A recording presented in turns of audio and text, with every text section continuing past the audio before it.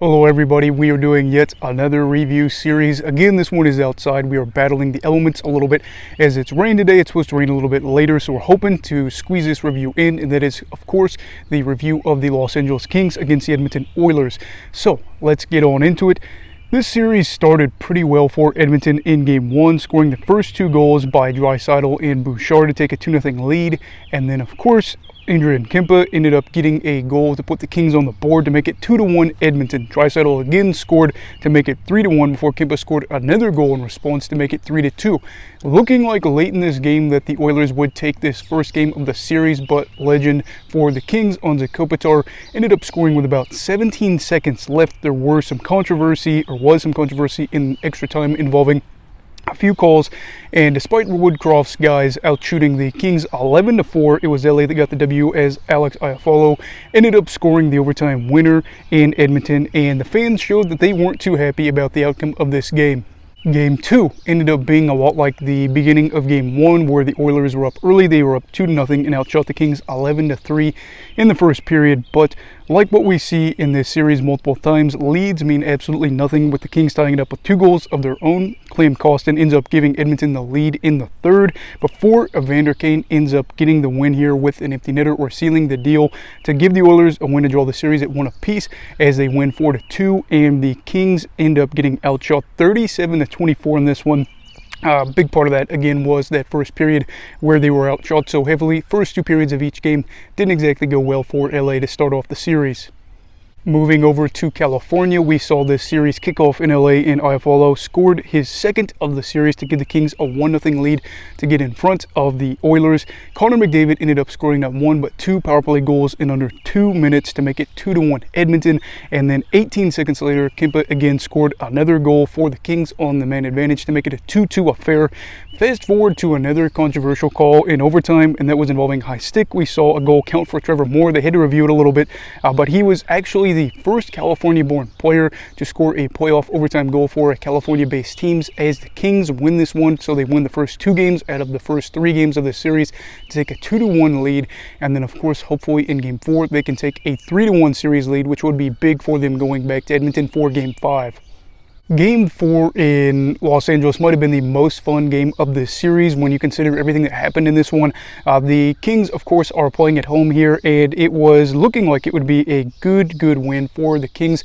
Why? Well, because they were up 3-0 after the first period, but then things go and swing the other direction as the Oilers end up going on to score 3 goals of their own in the second to make it 3-3. Actually, in the first period, I believe it was, you had Stuart Skinner, the Oilers starting goalie for a good chunk of what's been a while now, since definitely March.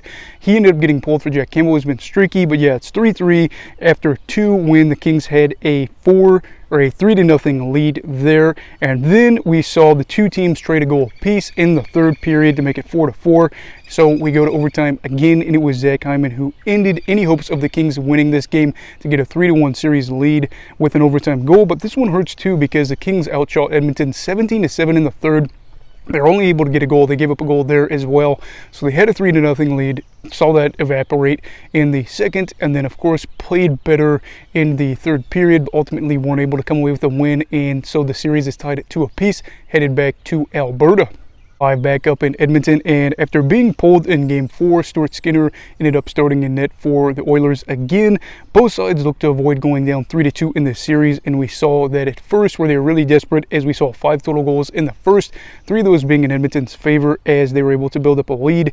Edmonton was able to also get 2 more goals in the second to get a 5-2 lead. Nick Bjugstad ended up getting his second of the game early in the third to make it 6-2, and while second overall pick Quinton Byfield did end up scoring his first playoff goal ever in his career, it just wasn't enough as the Oilers end up beating the Kings in this game. They didn't blow a big lead, surprisingly, like we saw multiple times in the series where leads evaporated, and so the Oilers win a crucial one here in Game 5 in a pretty comfortable fashion, especially after that second period, as they move over to LA to try to win this one in 6 games, excuse me. Then in Game 6, we saw Edmonton take a 2-1 lead in the first. The two traded 4 goals in the second to make it 4-3 Edmonton in the second. And then in the third, LA tied it up for the first goal of the period. This one is where we saw just kind of some desperation. This is do or die for LA, but ultimately it was Kailer Yamamoto who ended up getting his first goal of the series. I know he hasn't had a great year like he did a few years ago where he had more than a point per game, 27 points in 26 games played. It's not been as rosy since then, but he did end up getting the goal that really comfortably gave the, well, not comfortably, but gave the Kings a elimination, and then of course the Oilers a 5-4 win.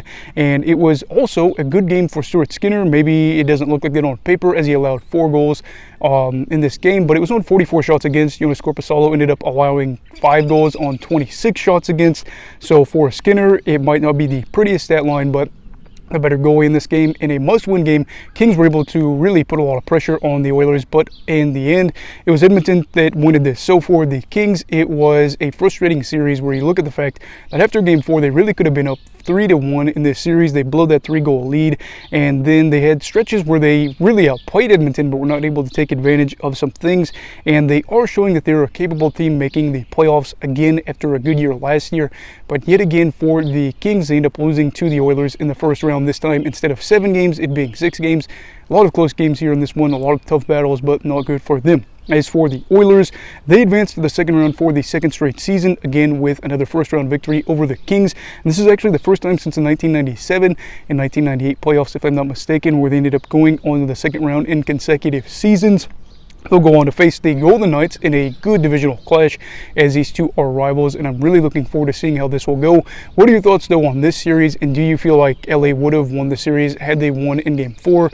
Probably yes, because if you're up 3-1, the odds are you will finish it, but again, credit to the Oilers for being able to get the job done when their backs were against the wall. But anyway, make sure to leave your thoughts down below in the comments. Also, please make sure to like this video if you enjoyed it. Subscribe if you're new. Everybody stay safe, have a great night, and you go love hockey, all right?